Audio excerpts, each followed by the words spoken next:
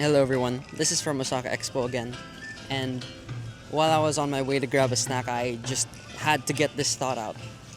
Um, for one of the motions that we set for CEDO 2025, which was, I think, one of the finals motions, this house opposes the narrative that time heals all wounds. Absolutely excellent motion, by the way. I think it's one of the best narrative motions I've ever seen. And also, I've had the privilege of setting and being part of an Edge court that would set that motion. It's very good. Um, there's a very common question. Like we can talk about the arguments another time, but a very common question that usually people encounter with narrative debates like this is, well, is it personal? Is it the interpersonal? Or is it the societal? So, for example, you could say that the narrative time heals all wounds could apply to a nation state going after a post conflict, like national healing or reconciliation, Truth and Reconciliation Commission, whatever. Or it could apply in the interpersonal, like a personal deep grievance with your friend or someone that you had a deep relationship with before and you fell apart with them or whatever. Or it could be the personal, wherein it's like, you had you're experiencing grief, right? Like maybe in your relationships or maybe with your family and all of that.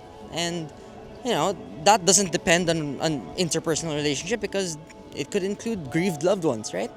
And so a very simple heuristic that you should use whenever you're thinking about those differences is asking the question, well, what are the dynamics of the narratives in those different examples?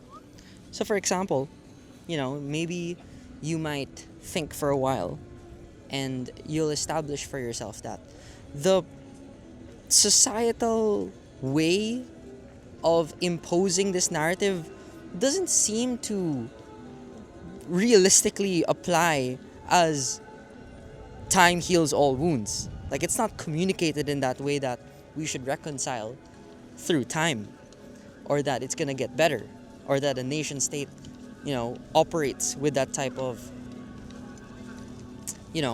narrative that is used as propaganda or whatever.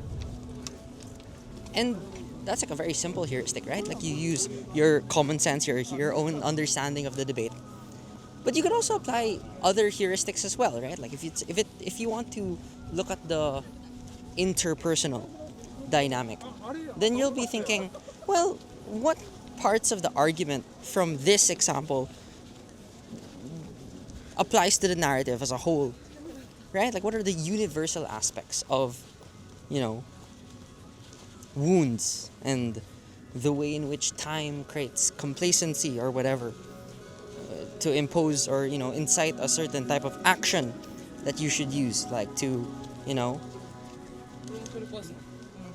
reconcile with someone that you had a grievance with, for example. And maybe there you might think that, yeah, I think the interpersonal angle does work, that there are some parts of that argument and some parts of that the motion in which it applies there that I could use in the argument. But it doesn't have to solely be about the interpersonal, right? Like you don't have to make it only about that. So now you're thinking, okay, can I use certain examples of this in the personal one, right? Like the analysis I just used on complacency and acting and self-improvement and trying to become better, that could apply to someone that is experiencing a personal relationship problem, or someone that is experiencing grief, or someone that is experiencing hopelessness in their life, independent of grief or independent of personal relationship problems. And so, in my opinion, actually the question is, it's like, I think it's definitely one that isn't about whether it is supposed to be about the personal or the interpersonal or the societal. Because from a debate technicality standpoint, well, my opinion is you can make it about any one of them, right? Like you could define the debate as this is likely to be a societal narrative and here are the ways in which that narrative is imposed and how it communicates in the lives of individuals. And maybe they might run into an analysis problem on, oh, maybe it really doesn't apply that way all the time. And so if another closing team or another opposition team tries to do the same, it doesn't mean that they automatically like win or take away other people's arguments and suddenly like we have to restart the debate and it's just a broken motion. The question is, what is inherent to the narrative, right? And when you've asked that question, it should be a little bit easier for you to go and be like, yeah, you know what? Inherent to the narrative is the following: that number one, that there is the expectation that time is an external force that is going to facilitate your healing, whether it be a personal grievance, whether it be your personal problem, or whether it be in your relation with a lot of other people that you had problems with. Or number two, that it also is mutually exclusive with other ways of attempting to reconcile and heal those wounds, whether it be with respect to your control over yourself, like the life that you are currently using, and trying to improve your life and become a better person or whatever. And maybe this narrative interferes with that process of identifying, what do you want to do to become a better person, or the other hand, right, that it also makes it easier for you to not pass the blame on other people, including yourself. So that could be that could be important, right? That analysis usually would apply universally, right? I don't know if it applies all the time to nation states, which is why, like, the intuition is, let me just look for the context in which it is most likely to be universally applicable. And then you go back to the narrative analysis. And then you can find arguments and examples that work very well on those different contexts. So here's my tip, right?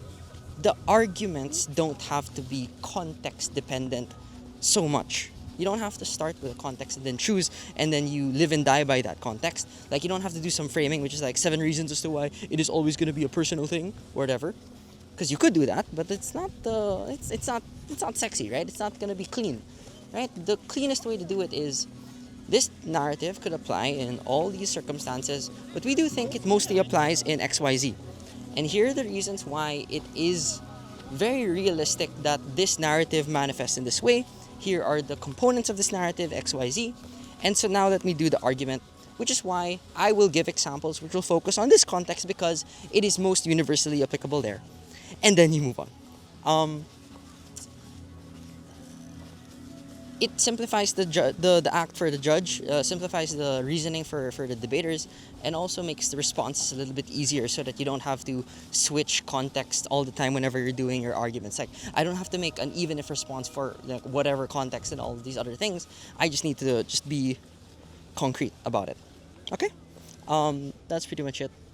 We've arrived at Romania and Poland in this area. That's quite nice. Have a great day, everyone, and enjoy.